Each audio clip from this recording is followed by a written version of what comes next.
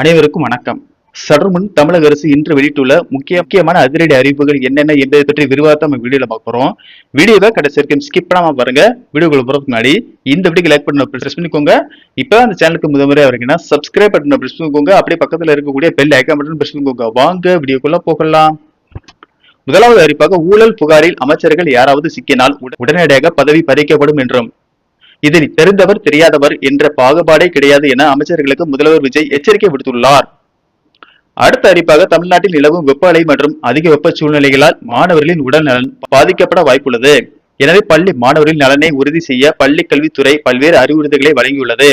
அதன்படி அன்றாட வானிலை முன்னறிவிப்புகள், வெப்ப அலை எச்சரிக்கைகள் மற்றும் இதர வானிலை தொடர்பான அறிவிப்புகளை தவறாது அறிந்து கொள்ள தேவையான நடவடிக்கைகளை மேற்கொள்ள வேண்டும். இந்திய வானிலை ஆய்வு மையத்தால் கடுமையான வெப்ப அலை நிலை ஏற்படும் என முன்கூட்டியே தெரிவிக்கப்பட்டால் அது குறித்த தகவலை உடனடியாக பெற்று மாணவர்களின் பாதுகாப்பு மற்றும் நலனை முன்னிறுத்தி தேவையான அனைத்து முன்னெச்சரிக்கை நடவடிக்கைகளை மேற்கொள்ள வேண்டும். மாணவர்களுக்கு போதுமான குடிநீர் வசதி, நிழலான ஓய்விட வசதி, வெளிப்புற செயல்பாடுகளை தவிர்த்தல் உள்ளிட்ட வெப்ப அலை தொடர்பான பாதுகாப்பு நடவடிக்கைகள் முறையாக பின்பற்றுவதை உறுதி செய்ய வேண்டும் என தெரிவிக்கப்பட்டுள்ளது. அடுத்த அறிவிப்பாக மாணவர்களின் நலனை கருத்தில் கொண்டு கல்வி கடன் வழங்கும் திட்டத்தில் மிக முக்கியமான மாற்றத்தை அரசு கொண்டு வந்துள்ளது. அமைச்சர் விஸ்வநாதன் வெளியிட்டுள்ள அறிவிப்பின்படி இதுவரை உயர்கல்வி பயிலும் மாணவர்களுக்கான கல்வி கடன் வரம்பு 4.5 லட்சமாக இருந்தது. இனிமேல் 7.5 லட்சமாக உயர்த்தப்படும் என்று தெரிவிக்கப்பட்டுள்ளது.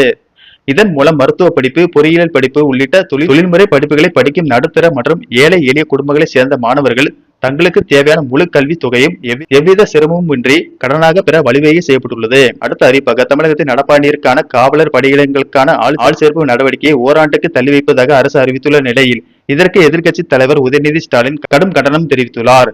காவல்துறை பணிக்காக தீவிரமாக தயாராகி வரும் லட்சக்கணக்கான இளைஞர்களுக்கு இந்த தள்ளி வைப்பு அறிவிப்பு மிகுந்த ஏமாற்றத்தை அளிப்பதாக அவர் தனது எக்ஸ் சமூக வலைதள பக்கத்தில் பதிவிட்டுள்ளார்.